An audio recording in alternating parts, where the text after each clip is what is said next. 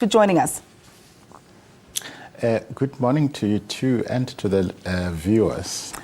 There was a time when such courts were operational. There was then a huge outcry when they were done away with. They have since been reinstated. What was the reason for their disbandment or them being done away with, and what led to them being brought or resuscitated?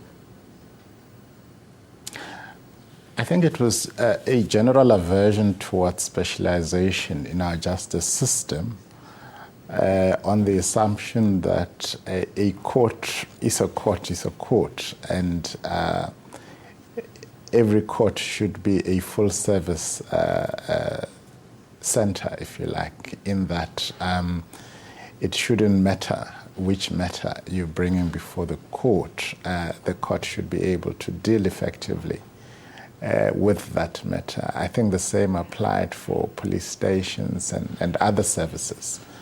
But soon there was a realization that sexual offenses do require special care.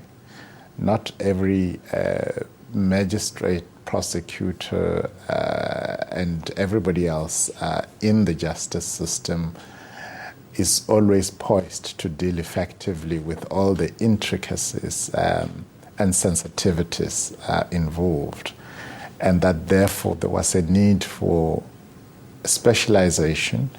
There was a need for courtrooms to be designed in a particular way, waiting rooms to be equipped with certain equipment, and the ambience to be appropriate and conducive for victims in particular.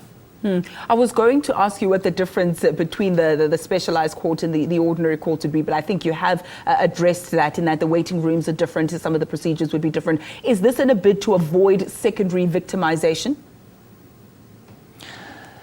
Well, that too, but it's also really to capacitate the system, enhance efficiency in the way in which matters of this kind are dealt with, and create a conducive environment within which the complexities involved can best be dealt with. So yes, secondary victimization would be one, but not the only consideration. I do understand that this is the 43rd, please correct me if I'm wrong, such court to be launched. Just recently you launched one in Durban, now this is in Cape Town. It does happen during the 16 days of activism for no violence against women and children. Was that deliberate on your part? Well, there's been a rollout since 2013 when the first Sexual Offences Court was opened in Butterworth by the former Minister of Justice, Dr. Khadebe. Since then, there has been an outright rollout of a number of these courts. I've had the privilege of opening a few since my appointment. The last that I personally opened was in a deep rural part of the northwest in Swaziland a few months ago.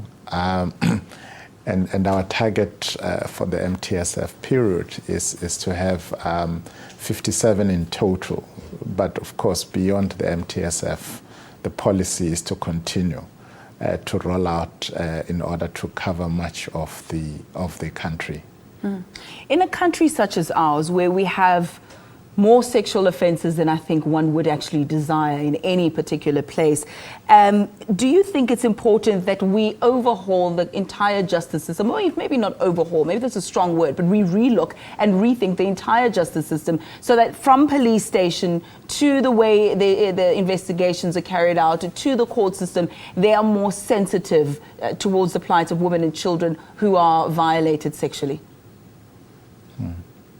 In fact, what we are advocating is that, drawing from the positive lessons we have so far gained from rolling out a special dispensation to deal with sexual offences, which include, but not limited to, courts, We have Tutuzela centers that the National Prosecuting Authority runs, Kuseleka centers which social development runs. The police have reinstated their own units dealing with family violence, sexual offences, etc.